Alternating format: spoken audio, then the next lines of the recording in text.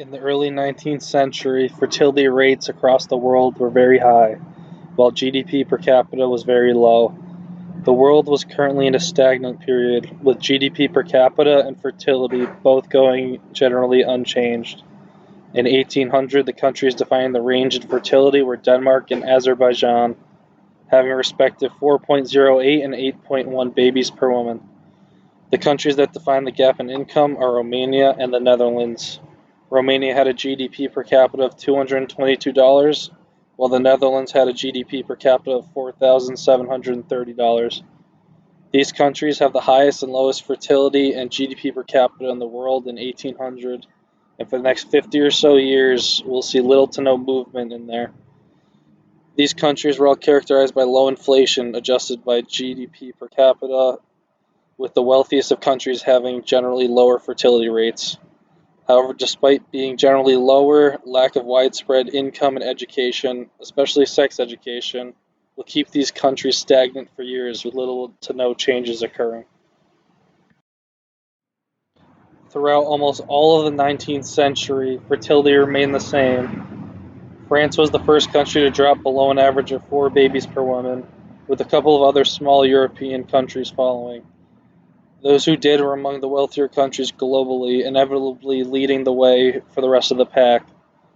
As the Industrial Revolution comes to a close, the economic impacts are more widely felt. More and more countries break below an average of 4 babies per woman, a trend that is widespread in Europe and being led by the French. As time continues to pass and income continues to increase, the United States and the United Kingdom both make leaps and bounds, with their fertility rates and GDP per capita both trending towards lower and wealthier.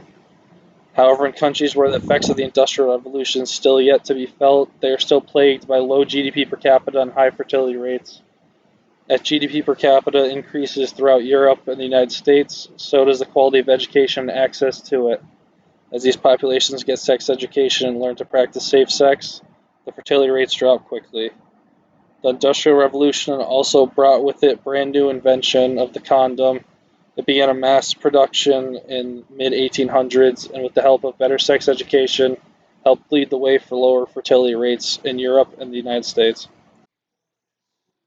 Throughout the rest of the 20th century, we see the effects of new contraceptives, with fertility rates continuing to decline for the rest of Europe and some countries in the Americas. However, by 1950, almost all of Asia, Africa, and the Americas were still around an average of 6 children per year.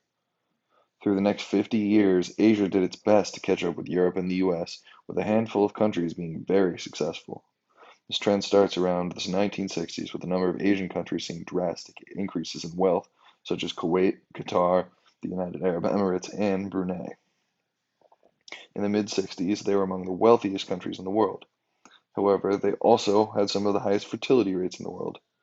They quickly dropped from an average of 7 or so children per year to 3, trending much closer to the countries with similar income.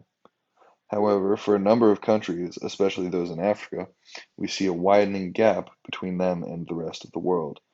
Africa is being left behind. But just because Africa is bringing up the rear doesn't mean they haven't also seen improvements. African countries not only are following the trend line of the rest of the world, they've seen drastic improvements very recently. With the help of global aid, many people in Africa who didn't have access to contraceptives before do now. This has helped with bringing the number of children down throughout the continent. As these countries become wealthier and gain better access to sex education, the averages will continue to decline. As time goes on, these countries will catch up with the countries that are currently leading the pack.